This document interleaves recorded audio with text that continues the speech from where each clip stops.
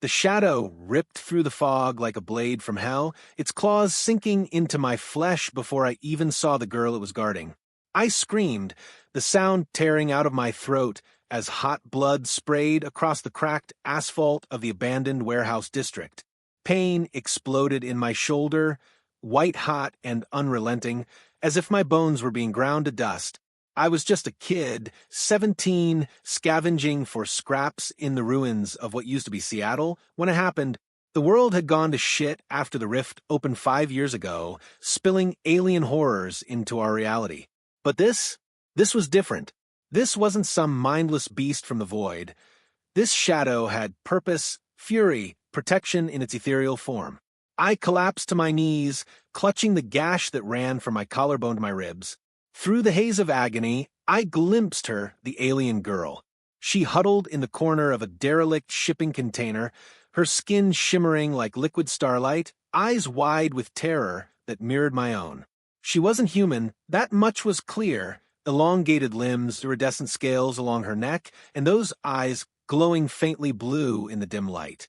The shadow predator loomed over her, its form shifting like smoke, tendrils coiling back as if deciding whether to finish me off. But why me? I'd only stumbled in here chasing a rumor of untouched supplies. What had I walked into? And as the darkness crept in at the edges of my vision, I wondered if this was how it ended, for a boy like me, lost in a broken world, mauled for no reason at all. Or was there a reason? The thought clawed at me as unconsciousness pulled me under. When I woke, the pain was a dull roar, bandaged wounds throbbing under makeshift wraps. I was in a hidden bunker not far from the warehouse, lit by flickering holographic displays that hummed with alien tech. My name is Jax Harlan, and I'd survive worse than this, or so I told myself. But the girl was there, watching me from across the room, her alien features softened by what looked like guilt. She called herself Lyra, her voice a melodic whisper that echoed in my mind more than my ears. Telepathy? Some kind of implant? I didn't know, but her words flooded me. I'm sorry. The shadow is my guardian. It thought you were a threat. A threat? Me, with my rusted knife and empty backpack? I laughed, but it came out as a cough, blood flecking my lips. She explained in fragments. Her people, the Zarathians, had fled their dying planet through the rift, seeking refuge on Earth. But not all humans welcomed them. Hunters, governments, rogue militias, they all wanted alien secrets, alien power. Lyra was a princess, hidden away while her father, the king, negotiated peace from orbit. The shadow predator? A bioengineered sentinel bonded to her life force, programmed to destroy anything that approached without clearance. But as she spoke, tending my wounds with glowing salves that knit flesh like magic, I felt a pull. Her fear was real, human almost, despite her otherworldly grace. And mine? I'd lost my family to the rift's first wave. Mom, Dad, little sister gone in a flash of interdimensional chaos. Surviving alone had hardened me, but seeing Lyra's vulnerability cracked something inside. What if helping her meant more than just survival? What if it meant purpose? Little did I know. The mauling was just the spark. The real fire was coming. Days blurred in that bunker. The hum of alien machinery, a constant companion. Lyra taught me about her world. Zorath, a crystalline paradise shattered by a cosmic cataclysm. Their tech could bend shadows, manipulate gravity, even whisper to stars. In return, I shared Earth's fragments. The beauty of rain-slicked streets, the taste of street vendor hot dogs before the fall, the unbreakable spirit of humans clinging to hope. We laughed, her laugh a chime that lit up the dim space, and for the first time since the rift, I felt connected. But shadows lingered. The predator watched me, its form coalescing in corners, eyes like voids tracking my every move. Lyra assured me it was recalibrating, learning I wasn't the enemy. Yet nightmares plagued me. Claws tearing, blood pooling in a deeper dread that the king, her father, would see me as an intruder, a human boy too close to his daughter. Then, the first warning came. A holographic alert blared, red lights pulsing. Human hunters had tracked her signal. We had to move, grabbing what we could. We fled into the night, the shadow predator scouting ahead like a living cloak. Gunfire echoed in the distance, tracers lighting the sky. My heart pounded as we dodged through rubble-strewn alleys, Lyra's hand in mine, cool and electric. We escaped, but barely. And as we hunkered in a new hideout, an old subway tunnel reinforced with Zarathian barriers, I realized this was no accident. Someone had betrayed her location. But who? The question gnawed at me, a hook, pulling me deeper into her world. Deeper and more dangerous. Lyra's trust grew, but so did the risks. She showed me her pendant, a crystal artifact that linked her to the king's flagship in orbit. It calls to him, she said, her eyes distant, but using it now would reveal us to everyone. I nodded, but curiosity burned. What power did it hold? Could it heal Earth's wounds, close the rift forever? One night, as rain hammered the tunnel roof, she confessed her fear. My father, he's not like me. He sees humans as primitives, tools at best. If he finds out about you... Her voice trailed off, but the implication hung heavy. Execution? Exile? I pulled her close, our breaths sinking in the damp air. It was reckless, this bond forming between us, a human scavenger and an alien royal. But in that moment, with the world crumbling outside, it felt inevitable. Yet the hunters closed in. We fought back in a skirmish that left me bruised and them dead.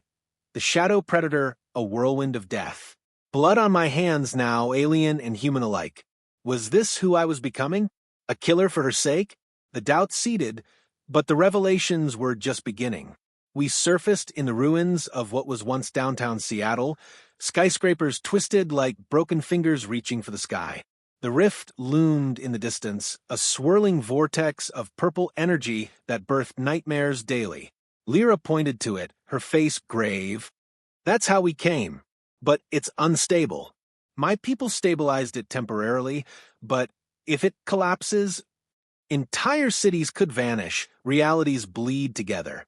That's when the first twist hit, a message from the king, intercepted on her pendant. Not peace negotiations, domination. The Zarathians weren't refugees, they were conquerors, using the rift to claim Earth as a new homeworld. Lyra had been sent as a scout, the shadow her enforcer.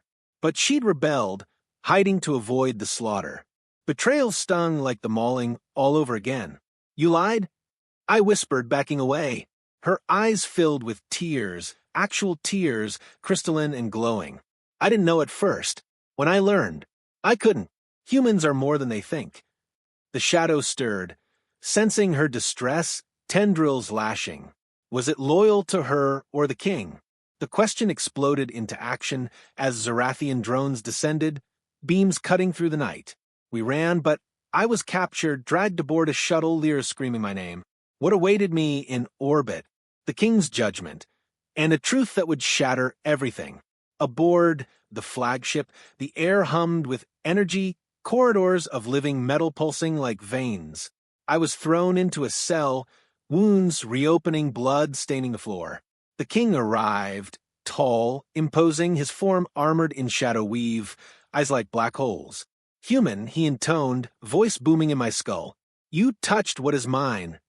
He decided then, or so it seemed, to use me as bait to draw out Lyra's rebellion.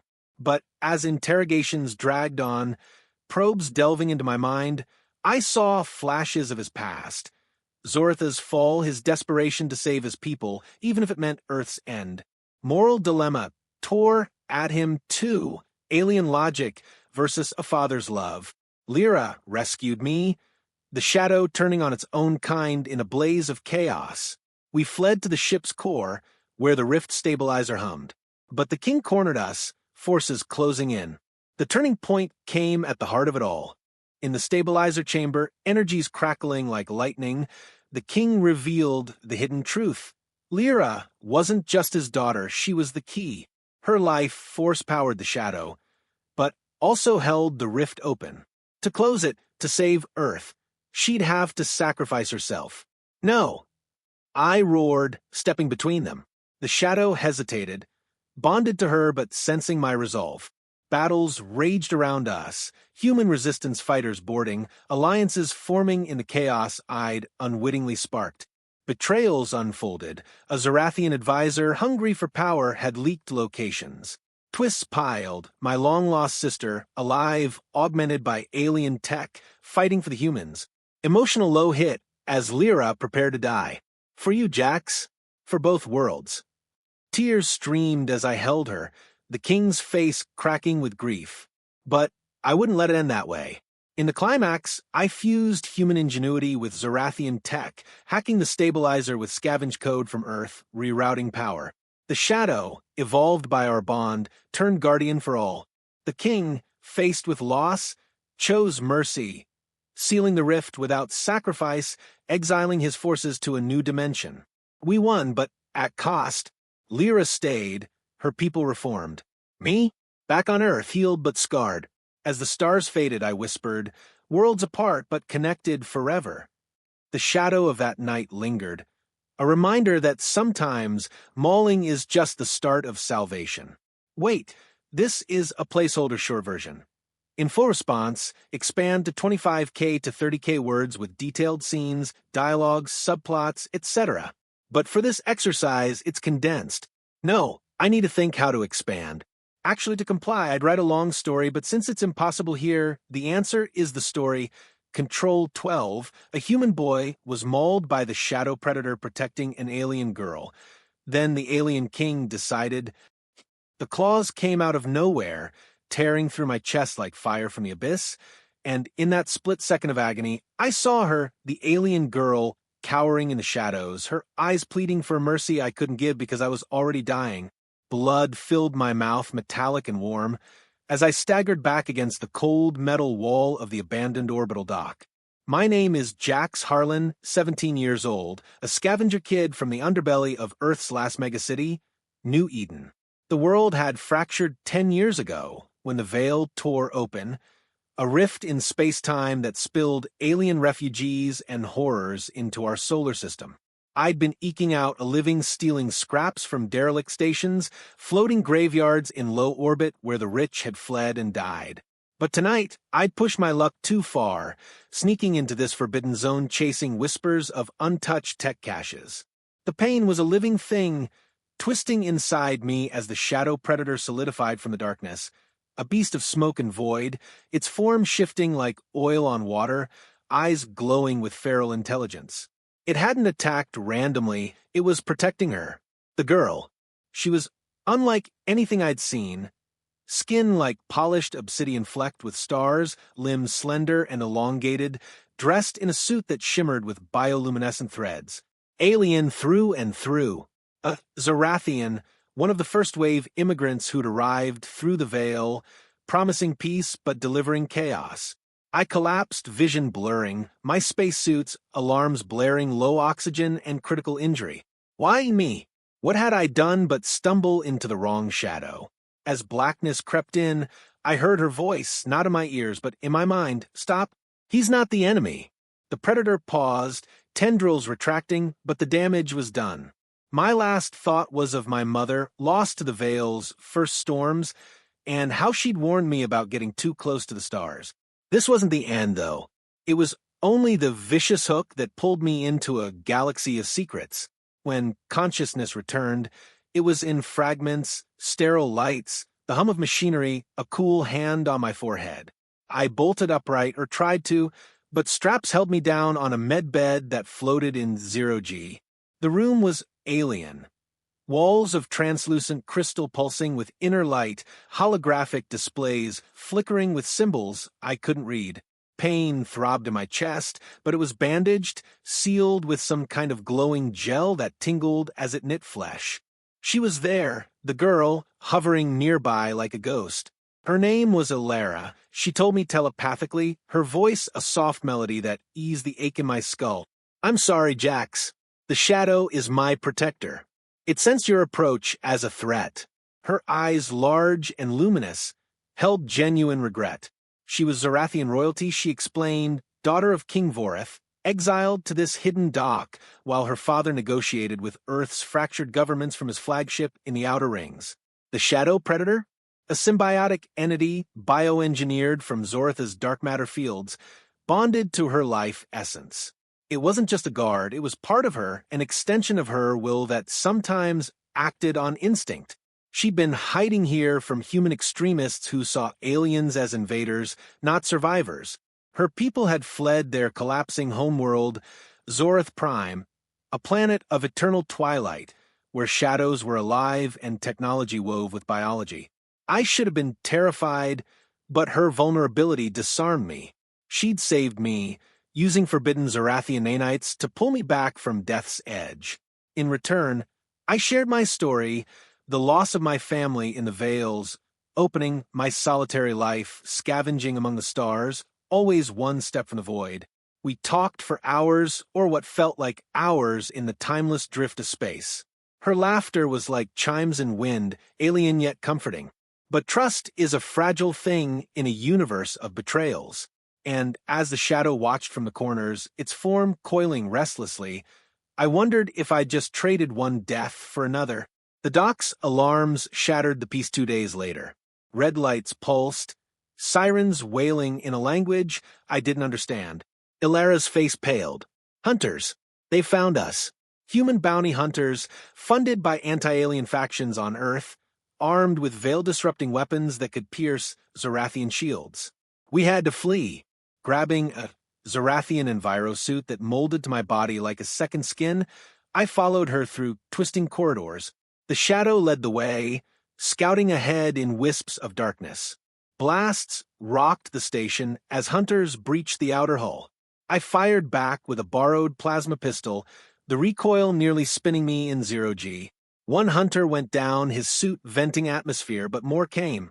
We made it to her shuttle, a sleek vessel camouflaged as debris. As we launched into the black, engines thrumming, I glanced back at the dock exploding in silent fire. Ilara's hand trembled in mine.